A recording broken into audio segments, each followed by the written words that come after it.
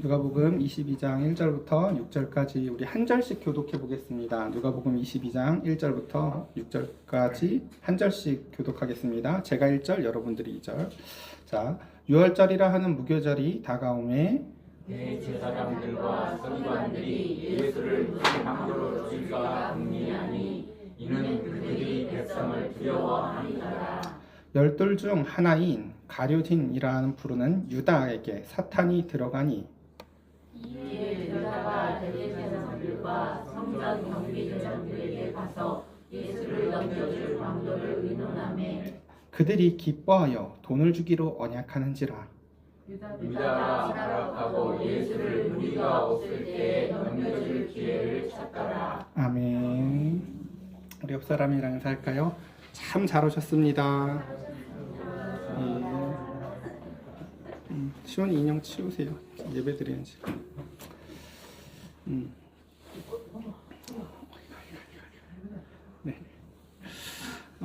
네, 오늘 우리가 이제 말씀을 배울 텐데 참 우리가 인생에 있어서 무언가를 배운다는 데는 참 어려움이 있습니다. 왜냐하면은 과정이 있거든요. 과정이.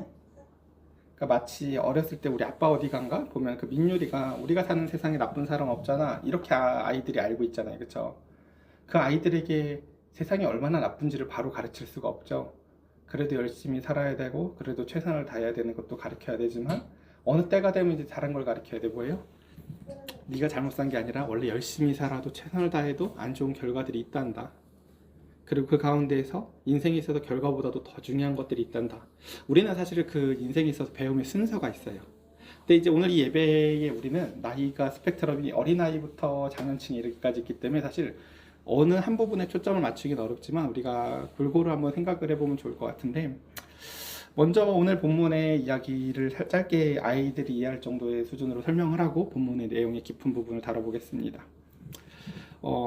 예수님이 누구냐면 세상을 지으신 하나님, 예수님, 성령님이 세상을 지으셨는데 사람들이 그 하나님을 별로 좋아하지 않고 자기 마음대로 사는 것을 좋아하며 살다가 그 가운데서 하나님이 그러니까 아무리 사람을 사랑해도 할 수 있는 일이 뭐밖에 없냐면 오래 참는 일밖에 없었어요.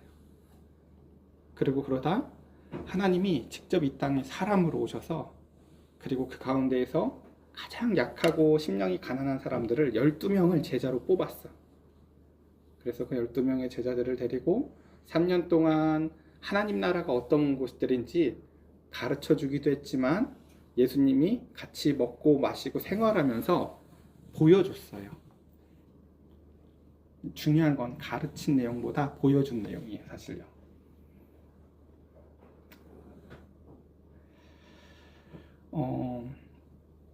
그렇게 3년 가까이를 배웠는데 이제 예수님이 예루살렘이라는 성에 들어가서 이제 사람들은 다 예수님이 이제 이 이스라엘이 우리 옛날에 일제강점기처럼 나라를 뺏겼었거든. 이스라엘도 로마라는 나라한테. 예수님이 예루살렘에 들어가면 이제 다시 우리나라를 찾아주는 줄 알았어, 사람들은. 근데 예수님은 그것을 위해서 오신 게 아니었어요. 어쨌든 근데 그날 저녁이었어요. 그날 저녁에 이제 6월절이라고 하는 우리나라 설 추석처럼 명절이 있거든. 전날에 양을 잡아서 먹고 그 가운데에서 우리 민족이 출발하게 된 것들을 기억하면서 지내는 명절이 있는데, 그때 이제 이 예수님을, 하나님이 이 땅에 오신 그 예수님을 사람들이 미워해서 죽여야겠다고 생각을 했어요. 저 예수를 죽여야겠다, 도저히 안 되겠다. 그렇게 생각한 사람들이 누구였냐면은 목사님들이었어요. 이게 여기 있어요. 저 예수 안 되겠다, 죽여야겠다. 그리고 그 사람들이 어떻게 죽이지 궁리를 해. 어떻게 죽이지. 왜냐하면 예루살렘이라는 성이 요만하다면은 예루살렘이라는 성에 있는 사람들보다 예루살렘에 와서 유월절을 지키려고 하는 사람의 인구가 5배 이상 많았었어요. 그러니까 우리는 추석이나 명절이면 할머니 집을 가고 할아버지 집을 가고 이렇게 하지. 이스라엘 사람들은 6월절이 되면은 다 예루살렘 성으로 되도록이면 오려고 해요. 근데 예루살렘 성은 작은 성이에요. 그렇게 큰 성이 아니라고. 약 인구 25만에서 30만이나 들어갈까 말까? 근데 오는 사람은 200만 가까이가 되니까 다 못 들어가, 어차피 그 성에. 그러니까 그 주변에서 사람들이 예루살렘으로 다 모여든다고.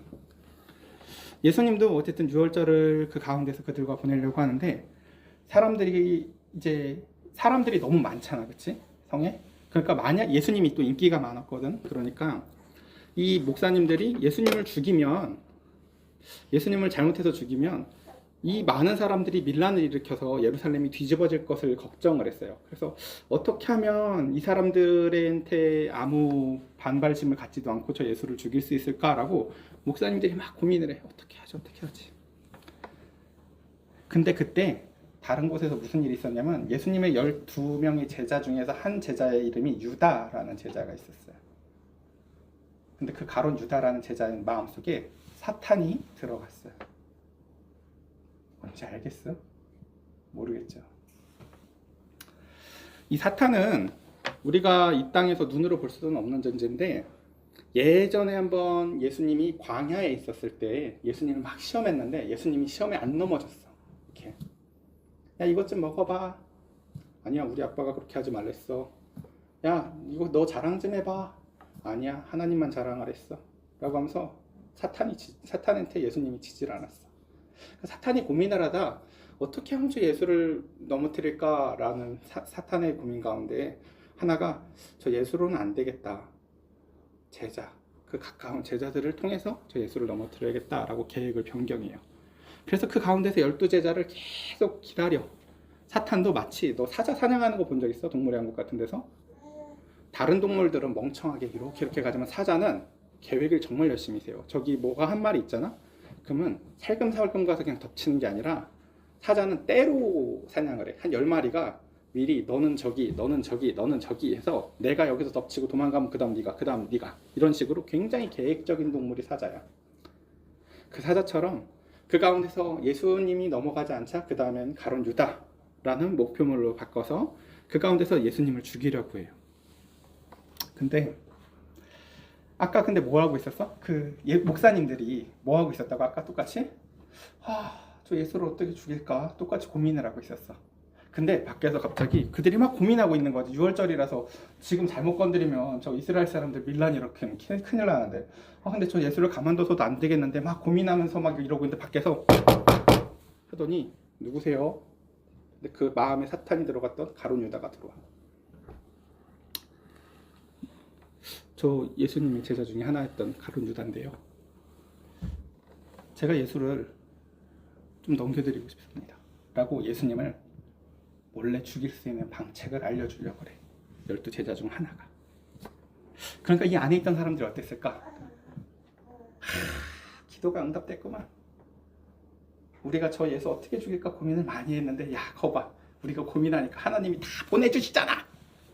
그래서 가룟 유다가 와서 예수님 기도하는 데가 늘 있거든요. 거기 새벽에 잘 기도하러 가요. 거기 갔을 때 제가 신호 주면 로마 군병들 데리고 딱 잡아가시면 쥐도 새도 모릅니다. 라고 방법을 알려주고 야, 너 그래 그러면서 나도 돈을 줄게 하고 가룟 유다도 기뻐하고 그 목사님들도 기뻐해. 자, 이게 오늘 이야기예요. 알겠어요?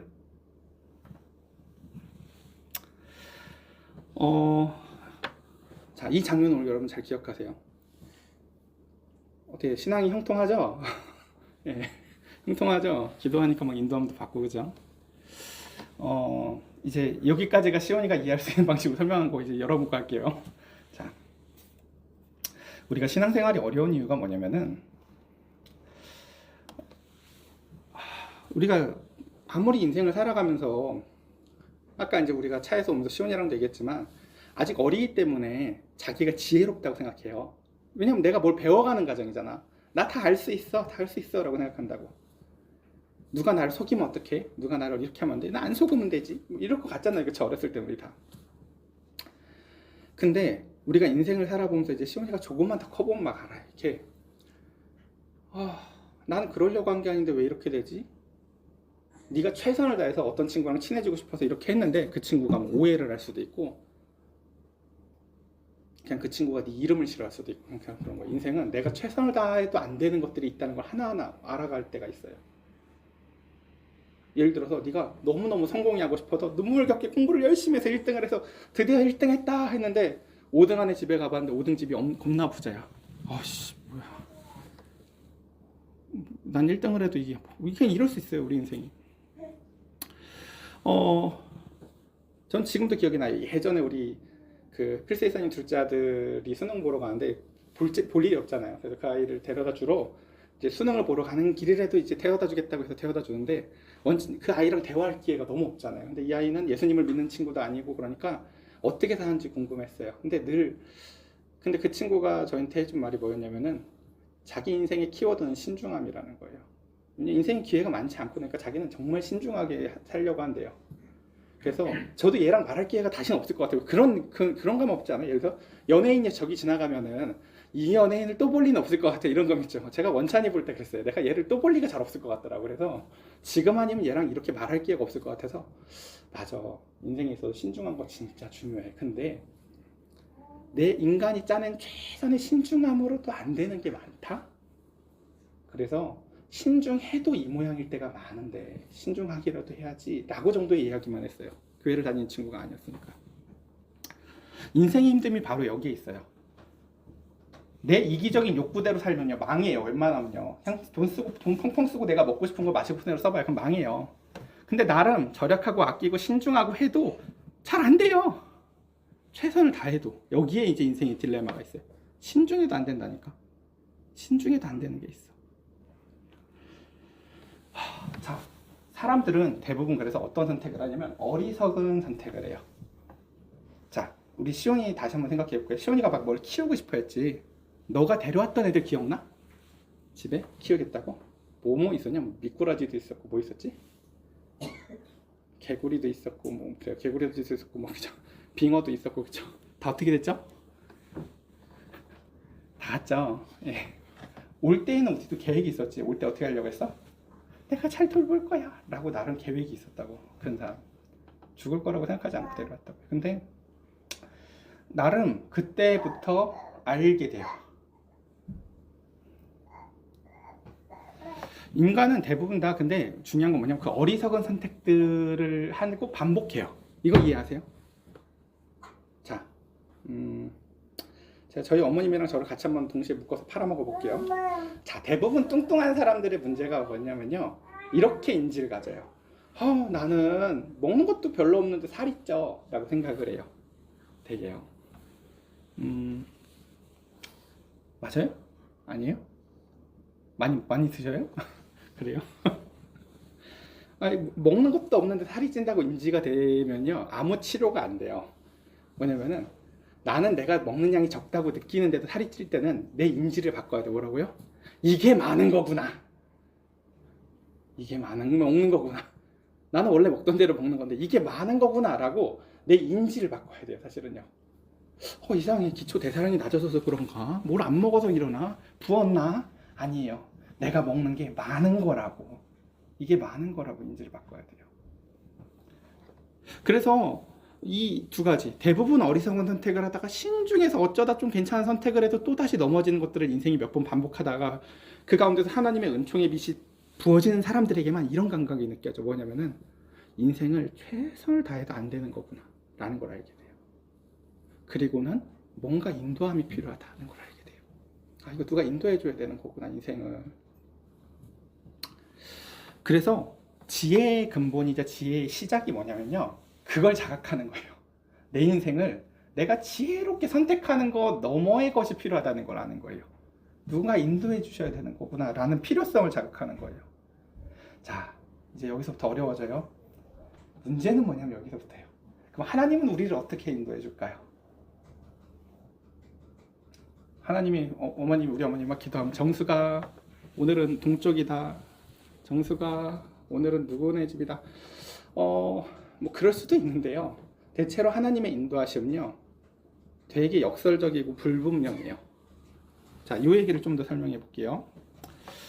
자, 한번 봅시다. 잠언 16장에 이런 표현들이 있어요. 한번 같이 읽어볼까요? 시작. 마음의 경영은 사람에게 있어도 말의 응답은 여호와께로부터 나오느니라. 또 한 구절 더 읽어볼까요? 사람이 마음으로 자기 길을 계획할지라도 그의 걸음을 인도하시는 이는 여호와시니라. 시온아, 옛날부터 네가 옛날 책들 보면 옛날 사람들부터 인생을 열심히 살아도 막 안 되는 걸 느낄 때마다 사람들이 원인을 찾았거든. 누구는 막 대충 하는데도 인생이 잘 풀리는 것 같고 누구는 열심히 해도 안 되는 것 같아. 그러니까 사람들이 원인을 찾아. 귀신 때문인가? 우리 조상의 묘자리 때문인가? 내가 문지방을 밟아서인가? 그래서 막 복이 나가서인가? 사람들이 막 그 원인을 찾으려고 되게 애를 썼다고. 왜 내가 이렇게 열심히 해도 난 잘 안 되지? 근데 성경은, 하나님은 우리한테 이렇게 얘기를 해줘요. 시온아, 내가 너한테 선택의 권한은 다 줬어. 네 마음대로 선택해도 돼 라고. 네 마음을 네 뜻대로 경영할 수 있어. 네 마음의 길을 네 마음대로 계획을 할 수 있어 라고. 네 인생에 있어서 선택의 권한을 하나님이 너한테 주셨어. 시온이가 아빠 말을 들을지 안 들을지, 시온이가 이걸 먹을지 말지, 시온이가 이걸 싫어도 참을지 안 참을지를 하나님은 억지로 하지 않고 너한테 다 주셨어, 선택의 권한을. 근데 그 결과물을 네가 선택한 대로만 받지 않게 하셨어. 네가 나쁜 걸 선택했다 하더라도 하나님은 그것을 이렇게 해가지고 덜 나쁘게 줄 수도 있고, 네가 나쁜 걸 선택했는데도 불구하고 심지어 그 길이 잘 될 수도 있는 것처럼. 아까 봐, 그치? 막 사탄도 고민하잖아. 저 예수를 어떻게 죽이지? 더럽게 안 넘어가네. 그래, 제자 누가 졌지? 그래, 제일 똑똑한 제 유다. 사탄도 자기 길이 잘 안 됐거든. 그 목사님들 아까 얘기했지. 예수 어떻게 죽이지? 저거 사람들 많은데. 유다 일이 잘 돼, 계획한 대로. 그쵸? 이게 되게 놀라운 거예요. 분명히 인생을 내가 살고 있거든, 각자. 근데 저 너머에서 우리의 인생을 큰 그림에서 그 결과값들을 내려주시는 게 하나님이에요. 그래서 아주 유명한 연예인들이나 아주 크게 성공한 연예인들은 이렇게 인생을 평가해요. 여러분, 인생은 운입니다 라고. 다 비슷비슷하게 노력을 하는 것 같은데 기똥찬 오늘 만난 사람들만 대박 성공을 하더라는 거지. 하나님을 모르는 사람들은 인생을 그래서 그렇게 봐요. 쟤는 안 하고 별로 노력한 게 크게 다르지 않은데 저 사람은 운이 탁 튀어가지고 뭔가 왔으니까. 우리 여러분 예를 들면 TV에 나오는 어떤 조연들이나 유명한 연예인들 막 보면 막 십몇 년씩 조연으로 하다가 십몇 년 만에 빛을 보고 나서 항상 시상식에서 이런 말, 비슷한 말 하지 않아요? 그쵸? 여러분에게도 분명히 저하고 별로 다른 게 없는데 언젠가는 빛볼 날이 올 겁니다. 그쵸? 그게 하나님의 계시 없이 인간이 생각해 볼 수 있는 최선의 인생의 모습이에요. 보니까 노력한다고만도 되는 게 아닌데 분명히 나에게 그 차례가 왔네 라고 정도를 느껴요, 인간은요. 이 하나님의 계시 없이는. 근데 하나님이 이걸 경확히 얘기해줘요. 선택은 너한테 줬고 결과는 내가 버무려서 너에게 주는 것이 인생이야 라고요. 그래서 근데 이제 문제는 여기에 있어요. 우리가 여기서 되게 대단한 착각을 하는 게 이거죠. 제가 시온이나 평안이를 키울 때 늘 얘기했거든요. 무슨 요구를 할 때마다 걱정하지 마, 아빠가 다 해줄 거야 라고 얘기를 하거든요. 아빠가 이렇게 자주 말을 하죠, 그쵸? 뭘 요구하면. 근데 아빠가 해줄 거야 라고 얘기할 때 제가 항상 거기에 빼먹는 게 있어요. 그게 뭘까요? 제가 뭘 빼먹고 얘기를 해, 항상요. 얘네들이 맞지, 언제 해주겠다는 말을 하지 않아요, 저는. 그걸요, 저는 그거 언제 해줄 거야라는 말을 하지 않아요. 해줄 거야, 너가 해줄 거야, 걱정하지 마, 너 절대 손해보게 하잖아 동생한테. 걱정하지 마. 잘 생각해봐, 아빠가 그걸 언제 해준다고 한 적 있어? 아빠는 언제를 말한 적이 없어요, 항상. 왜 그러냐면 하나님이 그러세요. 하나님은 우리랑 무언가를 약속을 주실 때요, 하나님의 큰 뜻과 결과물에 대한 내용을 알려주시지요. 그게 언제인지를 빼세요. 그리고 그 언제는요, 대부분 다 우리의 인생의 끝자락에 달려 있어요. 자, 한번 그 성경에 있는 요셉이라는 사람이 있거든. 요셉이라는 사람이 있는데 아빠가 12아들을 낳았는데 요 막내만 사랑하는 거야. 엄마가 4명이야. 이상하지? 어쨌든 그 중에 아빠가 제일 사랑하는 여자랑 낳은 그 막내 아들만 엄청 사랑을 해. 그래서 11형제가 이 막내를 엄청 미워했거든. 근데 그러다가 어느 날 이 막내가 형들 도시락 주러 갔는데 갑자기 형들이 구덩이를 파가지고 이 막내를 묻어가지고 야, 얘 죽이자 하다가 아니야 그래도 팔자 해가지고 팔려가지고 막내가 형들한테 죽임당할 뻔하다가 알지도 못하는 저 애굽이라는 나라에 팔려가서 노예로 살다가 종살이 하다가 또 억울하게 누명 써서 감옥에서 살다가 하는 세월을 살아. 근데 그 시간에 하나님은 그 사람이랑 계속 함께 있었대. 이 요셉이라는 사람의 인생에도 계획이 있었을 거거든. 근데 성경은 요셉이 뭔 계획을 갖고 있었는지를 적어주지도 않아. 하나님의 계획이 요셉의 삶에서 결과값이 하나도 지금 오차없이 진행되고 있는 중이래. 내 인생은 내가 생각하기에 말도 안 되는 나락인데.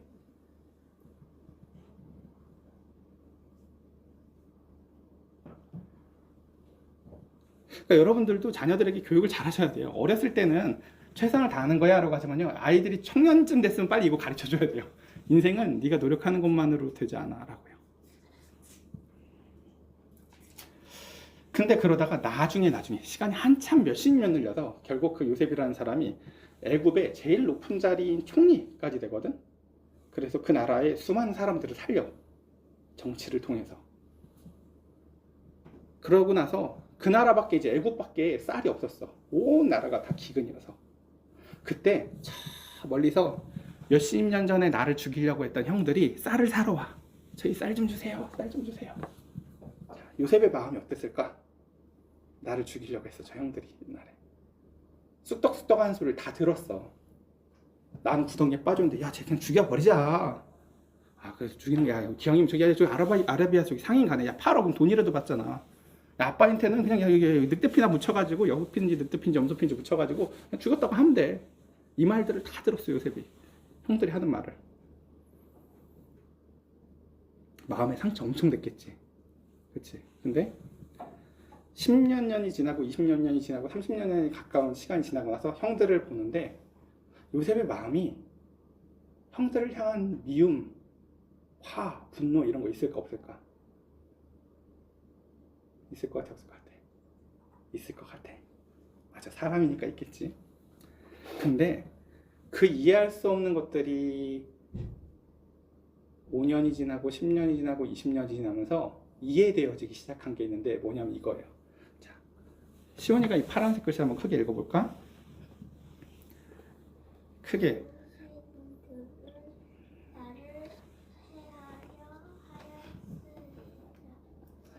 당신들은 나를 해하려 하였으나 하나님은 그것을 선으로 바꿨다. 하나님은 우리한테 선택의 권한을 줘요. 그러니까 여러분, 정말 이런 개똥 같은 소리를 하면 안 돼요.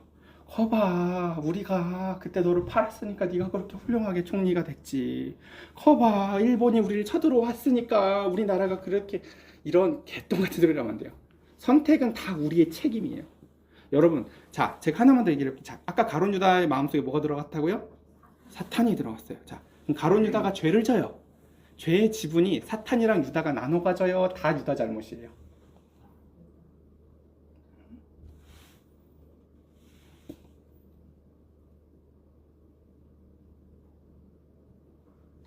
유다 잘못이에요. 마음에 사탄이 들어갔어도 하나님은 그 죄를 사탄한테 묻지 않아요. 100% 유다 잘못이에요. 그러므로 우리는 죄를 졌을 때 절대 사탄 탓을 하셔서는 안 돼요.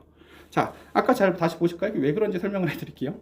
자, 아까 우리 분명히 3절에 보면 유다의 마음에 사탄이 들어갔다고 돼 있죠. 근데 죄를 짓는 주체가 계속 주어가 누구예요?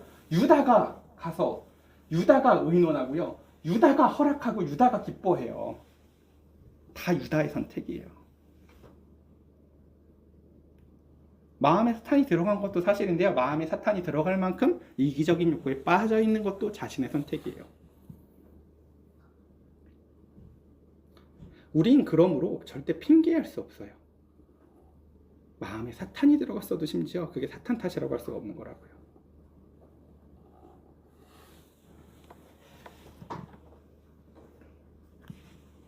다시 이제 정리를 천천히 해보겠습니다. 이 시간이 아까 그 요셉이 자신의 인생이 말년이 돼서야 그 가운데에서 형들이 용서가 되어진 게 아니라 하나님이 이해가 되어지는 거예요. 인간들은 저렇게 나쁜 선택들을 했는데 하나님은 그러니까 이게 얼마나 이해하기 어려운 거냐면 그거예요. 이게 얼마나 극단적으로 말이 안 되는 거냐면요. 제일 나를 보호하고 제일 나를 사랑해야 될 부모가 나를 때리고 칼로 찌르고 이렇게 했다고 쳐보자고요. 시간이 몇십 년이 지난다고 이 부모를 이해할 방책이 있을까요? 이거는 다 빼도 박도 못할 것 같잖아요. 자, 나를 죽일까 팔까 했던 이 형들을 이해할 방책은 없어요. 시간이 아무리 지나가도요. 아무리 좋게 생각하려고 해봐도.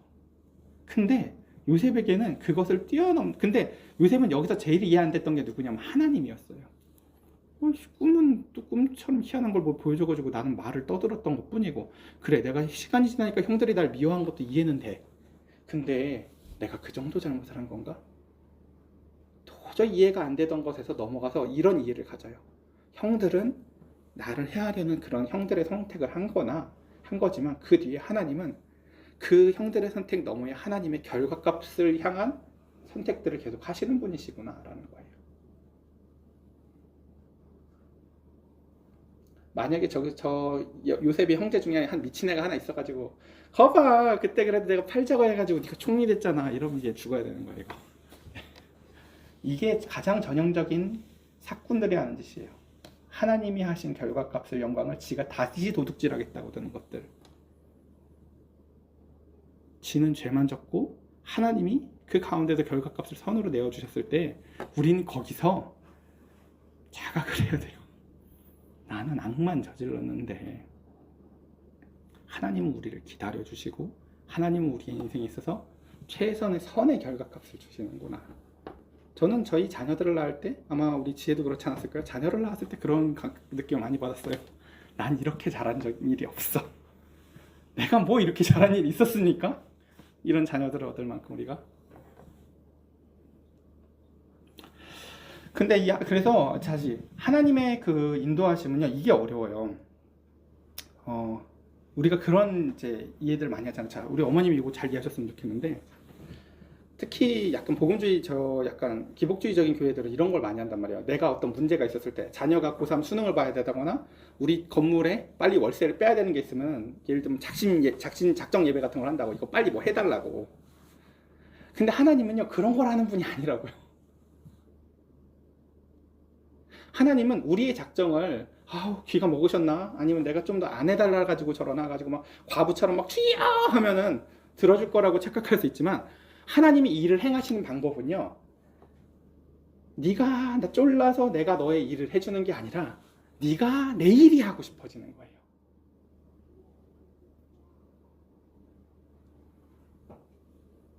그래서 하나님의 인도하심은요, 하나님 뭐가 뜻이에요? 이걸 사요 말아요? 이걸 팔아요 사요? 얘야 여기다 저기다가 아니라 그게 아니라 이거 하자예요. 대부분요. 그리고 하나님은 여기가 더 속 터지는데, 여러분들이 인생을 살면서 대부분 하는 질문들이 다 그런 거거든요. 청년 애들은 저 여자랑 만나요 말아요? 나이 있으신 분들은 다 돈 문제 아니면 남편 문제 다 이런 거예요. 근데 하나님은요 그것에 대해서 일일이 가이드라인을 다 주는 게 아니라 하나님의 행하신 걸 보고 유추해 보라고 얘기를 해요. 하나님이 행하신 걸 보고 유추해 보라고. 이거 이해되세요? 예를 들어서 시온이가 나중에 결혼해서 남편이랑 사는데, 아빠 우리 남편이 이래 저래 하면서 그때마다 아빠가 이 아이한테 코치를 해주는 게 아니라 생각해 보는 거예요. 우리 엄마랑 아빠는 어떻게 살았지? 하나님이 우리 인생에 있어서 지도하시는 인도하시는 방법도 딱 그래요. 예수님은 어떻게 하셨지?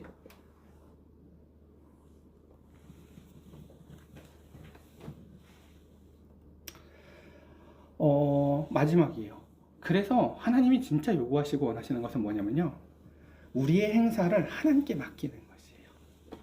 내 일을 해달프게 해달라고 하나님을 간절히 구해서 아유 하나님 없네가 아니라 하나님이 날 통해서 하고 싶은 일이 있다는 걸 아는 거예요.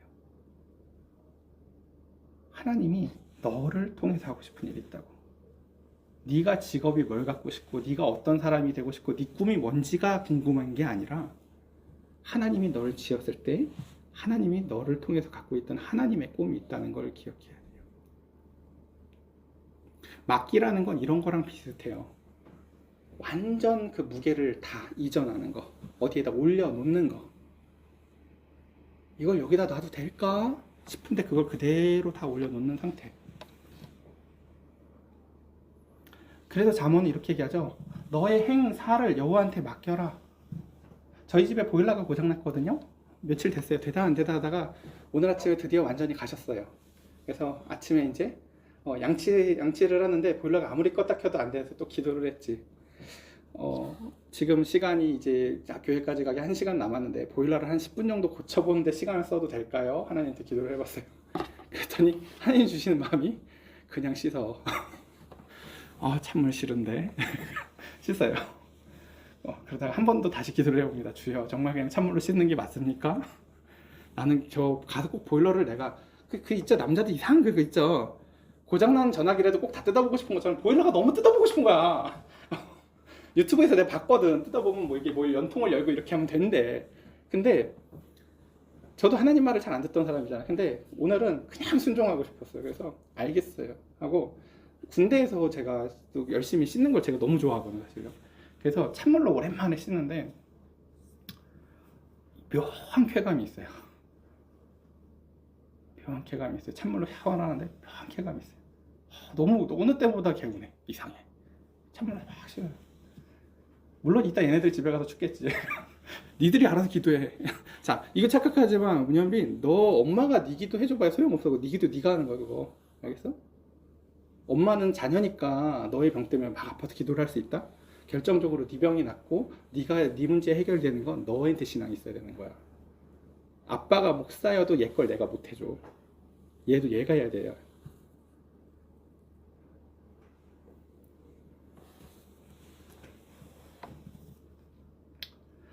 너의 행사를 여호와께 맡기래.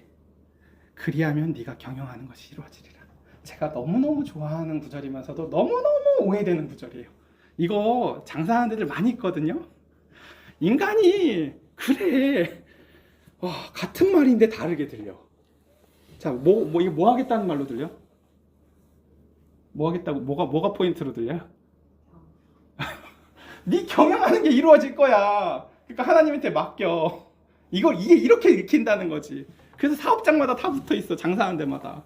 국수집에도 붙어 있고, 뭐 교회 다니는 다. 내가 경영하는 게 이루어지도록 하여 주시옵소서. 하나님 맡깁니다. 그 말이 아니야. 뭔지 알겠어요? 너의 인생을 하나님한테 맡겨라. 너가 갖고 있는 그 모든 무거운 바퀴와 그 계획들을 다 하나님한테 경영하는 것들을, 너의 행사, 네가 무엇을 행할지, 네가 어떻게 생각할지, 네가 찬물로 씻을지, 네가 뜨거운 물로 씻을지 그냥 다 하나님한테 맡겨. 그렇게 하면은, 그러면 이 사람이 이미 맡겨놓은 상태잖아요. 그럼 하나님이, 이 사람이 지금 하고 있는 건 뭐예요? 이제 더 이상 내 일이 아니라 하나님의 일을 하고 있다고요. 그러면 그 맡겨진 하나님의 일을 하나님이 할 거라는 얘기예요. 이걸 예수님은 조금 쉬운 말로 이렇게 표현을 해놨어요. 마태복음 6장에 보면 예수님은 이 똑같은 말을 이렇게 얘기해요. 먼저 그의 나라와 그의 의를 구해. 그렇게 하면 하나님이 그 모든 거 다 더해서 일하실 거야 라고 표현해요.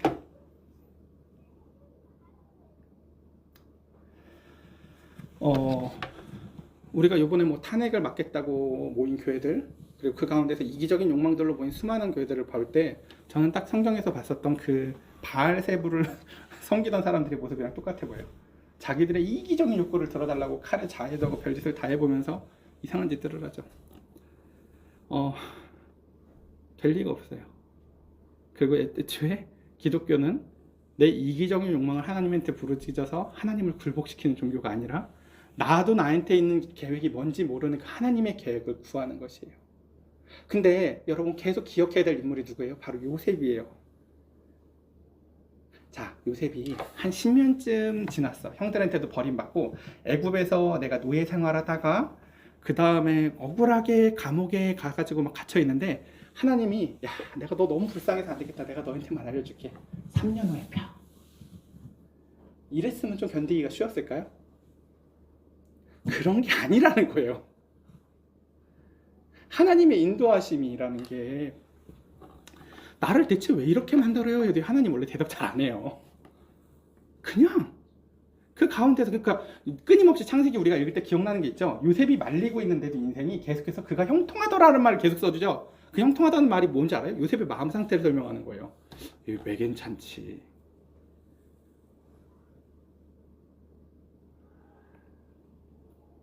여러분의 인생을 하나님한테 온전히 맡겨보세요. 왜 괜찮지 모르게 괜찮을 거예요. 왼뺨을 맞았는데 오른뺨을 맞아도 또 괜찮고, 내가 사랑을 줬는데 그 사랑을 먹고 토끼고 아무 것을 갚지 않아도 그 가운데서 나는 겨우 요만한 거 기다리는 건데 뭐 하나님은 이 모든 걸 기다리시는구나. 자, 마지막 결론을 씁니다. 우리는 참 그 사랑이 실패하는 거 힘들어하잖아요, 그렇죠? 시온이가 요만큼 줬는데 친구가 요만큼도 안 주면 싫지, 막, 그렇지? 너는 막 이만큼을 해줬는데 평안이가 요것도 안 양보해줘 막 싫잖아, 그렇지? 사람은 다 그렇게 계산적이에요. 근데 우리가 그 계산적인 사랑을 하면서 이 땅에서 부부 생활을 하고 인간관계를 맺으면서 수많은 실패를 맛보잖아요, 그렇죠? 내가 기집애 내가 결혼식에 뭐 다 가는데 걔는 이번에 집 발라칠랑 뭐 있다고 오지도 않더라, 막. 그렇죠? 수많은 계산들을 하잖아요, 그렇죠? 쟤는 내가 아무리 해줘도 소용이 없더라. 저거는 진짜 인간이 아니야. 난 저런 인간이랑 상종을 안 해. 우리는 인간 관계 가운데서 수많은 계산을 하고 수많은 실패들을 맡아요. 근데 그러다가 하나님을 보시고 그 하나님이 이 땅에 예수님을 통해서 사람들을 대하시는 방식을 보면 수많은 배신과 수많은 누명과 수많은 억울함과 그 가운데에서도 모든 것들을 오래 참으시고 홀로 그 모든 것을 감당하는 방식으로 존재하시는 하나님을 보게 돼요. 하나님은 저러시네.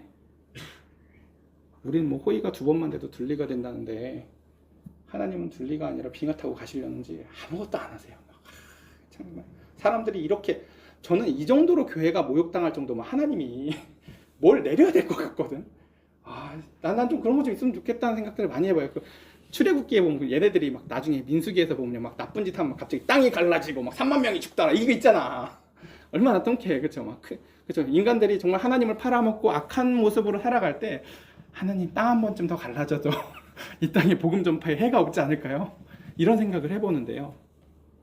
하나님의 방식을 우리는 참 납득하기 어렵지만 그 땅 가운데에서 가장 우상 숭배가 심했던 곳에서 하나님은 아브라함을 씻어서 쓰시고, 가장 우상 숭배가 가득하고 그 가운데서 종교 지도자들이 타락해서, 얘네들이 아까 뭐라고 했어요? 원래 예수님 보고 네가 바알세불의 힘을 입어서 귀신을 쫓는구나 라고 했지만 정작 귀신은 유다인한테 들어갔고 그 유다인한테 들어간 사탄의 뜻이랑 딱 맞았던 게 종교 지도자들이에요. 귀신 들린 사람은 누구예요? 그 당시 종교 지도자들이에요. 근데 그 가운데서 주님은 그들을 징벌하고 심판하는 것이 아니라 그들에게 자신의 몸을 내어주심이 하나님의 방식이라는 거예요. 자, 여기서 그리스도인으로 살기가 어려운 거예요. 이걸 믿어야 돼. 이게 왜 나는 답인지 나도 답답할 때가 되게 많거든. 나도 기독교의 이 핵심이 여기서 목에 탁탁 걸려. 주님, 십자가도 좋지만 차라리 모세는 노스로 된 그 뱀을 이렇게 딱 들었을 때 안 보면 죽는다라는 뭐 명징한 뭐가 있었지만 이건 누가 할까, 이런 사랑을, 이라는 생각밖에 안 들 방식으로 하나님의 사랑은 그와 같다라는 것입니다. 근데 놀랍게도 하나님의 이와 같은 방식들은 지금 있는 그 가라지 같은 사람들을 심판하는 방식이 아니라 진짜 알곡들이 더 깊은 알곡이 되게 만드는 방식에만 집중하신다는 거예요. 와, 하나님 저래. 하나님 저래. 그러니까 12 제자들이 나중에 다 입 다물고 순교를 해요. 하나님 저래. 하나님 저래. 라고요. 저는 오늘 기독교의 비밀을 여러분들한테 다 까발린 것 같아서 속이 시원해요. 자, 여러분들이 믿겠다는 게 이런 걸 믿겠다는 거예요. 그러니까 저와 여러분들 가운데 정말 그 하나님의 사랑을 충만히 임재함을 받아서 그 가운데서 하나님에게 그 마음에 경영하는 것을 다 내어드리며 그 가운데서 그 뜻을 여러분들의 삶 가운데, 하나님의 뜻을, 하나님이 여러분들의 삶 가운데 하나님의 뜻을 이루세요. 그와 같은 하나님의 뜻이 저와 여러분들의 삶 가운데서 충만히 임하기를 간절히 축복합니다. 우리 이 시간 함께 같이 찬양 드리고 기도했으면 좋겠는데요.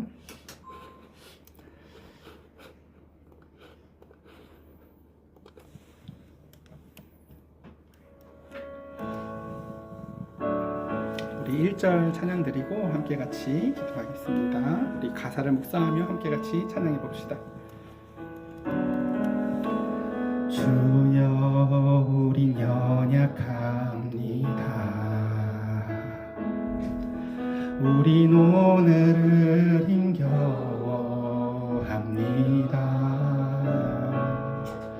주뜻 이루며 살기엔 부족합니다. 우리 연약합니다. 주여 우린 넘어집니다. 오늘 하루 또 실수합니다.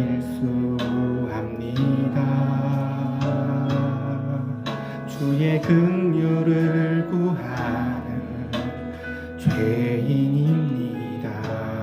우리 주만 바라봅니다.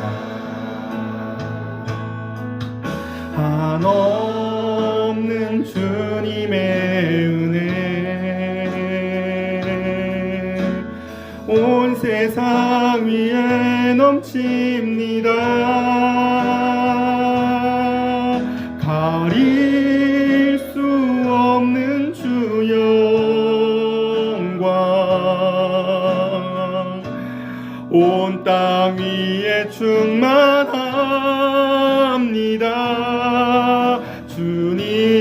주님만이 길이오니 우린 그 길 따라갑니다. 그날에 우릴 이루시 주는 완전합니다. 우리 한 번 더 찬양 고백해 볼까요? 주여 우린 연약합니다. 우린 오늘을 힘겨워합니다.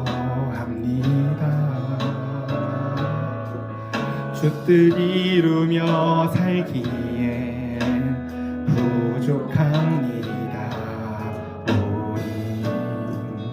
우린 연약합니다. 주여 우린 넘어집니다. 오늘 하루 또 실수합니다.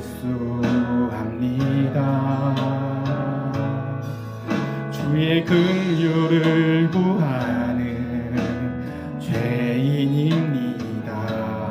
우리 주만 바라봅니다.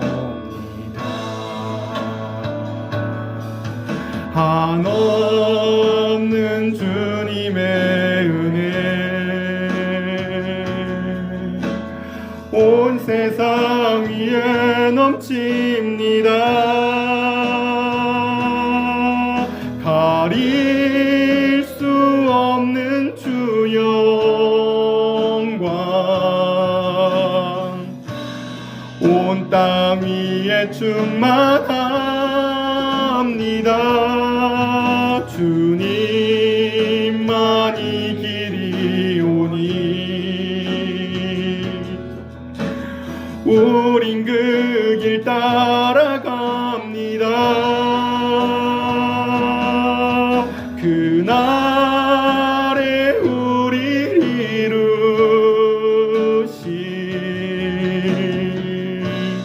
주는 완전합니다. 한없는 주님의 은혜 온 세상 위에 넘칩니다. 가릴 수 없는 주 영광 온 땅 위에 충만합니다.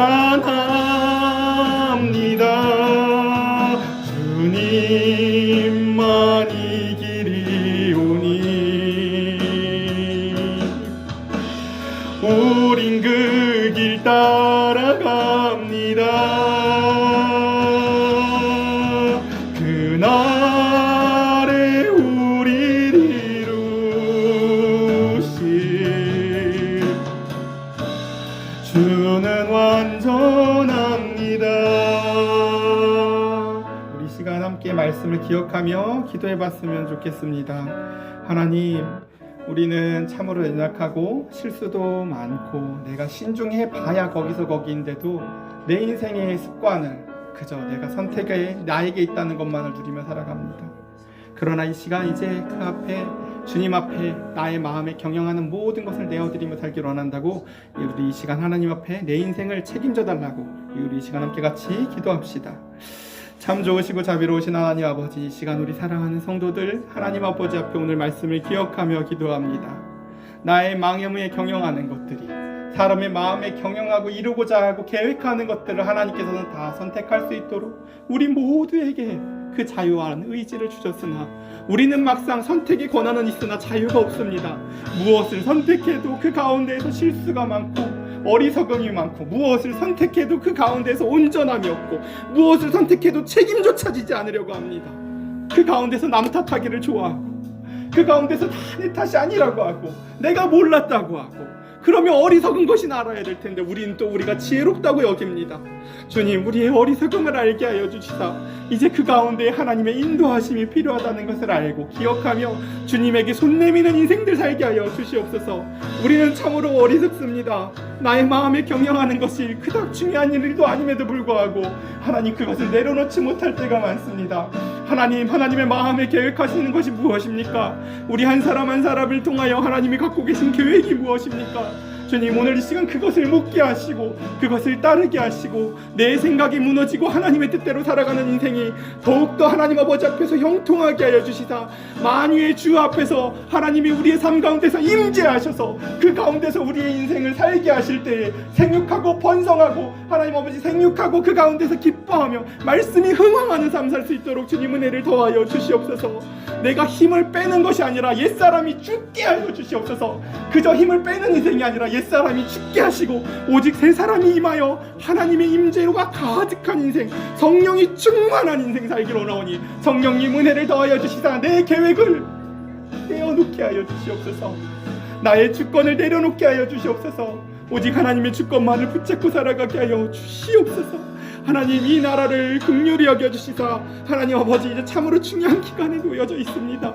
하나님, 수많은 이들을 긍휼히 여겨주시사 하나님 좀 치사한 소리 안 하고 살 수 있도록 하나님 아버지 가난한 환자들 병든 자들을 위로하는 위정자가 되게 하시고 그 가운데 하나님 아버지 이 나라가 하나님을 믿기에 그 가운데서 부끄럽지 아니하도록 이 교회들이 주님 아버지 앞에서 회개하고 돌이켜 하나님 앞에 도덕적으로나 하나님 앞에로나 윤리적으로나 하나님 앞에서 그 가운데서 거룩한 하나님의 사랑을 드러내는 교회들이 새로운 이 봄에 드러나는 꽃들처럼 일어날 수 있도록 하나님이 이 땅에 주의 긍휼한 은혜를 더하여 주시옵소서. 우리는 그 하나님의 사랑의 방식을 다 납득하고 이해하기가 어렵습니다. 어쩌면 그렇게 오래 참으시는지, 어쩌면 그렇게 크게 기다리시는지, 어쩌면 그토록 그 가운데서 십자가에서 죽기까지도 그것을 다 내어주시는 것이 저것이 무슨 소용이 있는지 우리는 알지 못하나 알곡을 더 알곡되게 하시는 하나님 아버지의 은혜를 이 시간 묵상해보며 하나님 아버지, 우리가 봐야 될 것이 무엇인지 알게 하여 주시옵소서. 우리는 이제 우리의 삶의 주인이 아니라 종입니다. 주님의 종입니다. 하나님 아버지, 우리의 삶을 인도하시고 다스려주시고 통치하시고 그 가운데서 나의 마음에 경영하는 모든 것들을 하나님의 말씀 앞에 내어놓으니 주여 경영하시고 이루어 주시옵소서.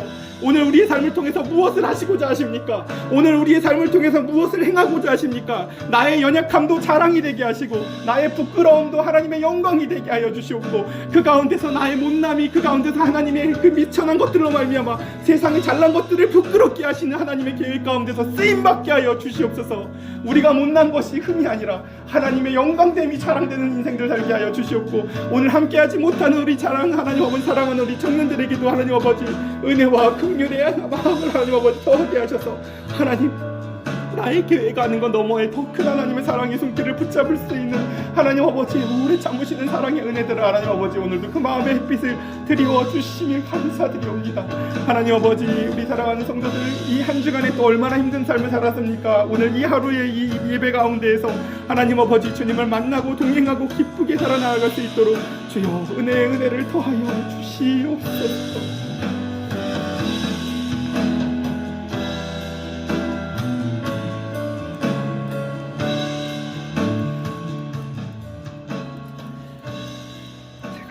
드리겠습니다. 풀은 마르고 꽃은 시드나 여호와의 말씀은 영원 무궁합니다. 이 시간 하나님 듣고 잃어버리는 길가에 뿌려진 말씀이 되지 아니하게 하시고 좋은 밭 그 옥토밭에 심겨져 마음의 그 심중에 그 가운데서 하나님이 감찰하시는 그 심령 가운데서 심겨지는 말씀이 되게 하여 주셔서 하나님 앞에 그 마음의 주권을 내려놓는 우리 사랑하는 성도들 되게 하여 주시옵소서. 내 작은 계획부터 내 큰 계획까지 더 이상 내 계획을 가지고 하나님 앞에 이루어 달라고 울고불고하는 인생을 넘어서서 하나님이 나의 인생에 있어서 어떤 계획을 갖고 계신지를 매일 묻기를 즐거워하게 하여 주시옵소서. 먼저 그의 나라와 그의 의를 구할 때 하나님의 계획에 있어서 우리가 얼마나 멋진 존재인지를 깨닫게 하여 주시옵소서. 남들보다 왜 난 못하냐, 남들보다 뭐가 잘났냐가 아니라 하나님 나라에서 내가 얼마나 하나님 앞에 사랑받으면서 살아가고 있는지를 깨달아 알게 하여 주시옵소서. 우리 사랑하는 성도들 한 사람 한 사람 이 하나님 아버지의 크신 은혜와 사랑 가운데에 내적 친밀감이 충만하여지고 말씀의 기쁨이 살아나고 나이가 아무리 들어도 마음이 굳어지지 않는 부드럽게 하신 하나님 아버지의 은혜의 담비를 내리워 주시옵소서. 이제는 그 두 팔을 벌려 우리를 사랑하시며 모든 것을 내어주시는 우리의 구주 예수 그리스도의 은혜와 아버지 하나님의 헤아릴 수 없는 극진하시고 크신 사랑이 그 우주의 큼보다도 그 만유의 큼보다도 더 크신 아버지의 크신 사랑이 오늘 이 말씀을 기억하며 내 인생의 작은 수레바퀴들을 온전히 하나님 앞에 내어놓고 성령의 인도함을 받아 살기를 원하는 우리 올바른 교회 성도들에게 성령이 내주하시고 역사하시고 인도하시고 말씀을 기억나게 하시니 이제로부터 영원토록 저들의 심령 가운데 마음 가운데서 충만히 임할지어다.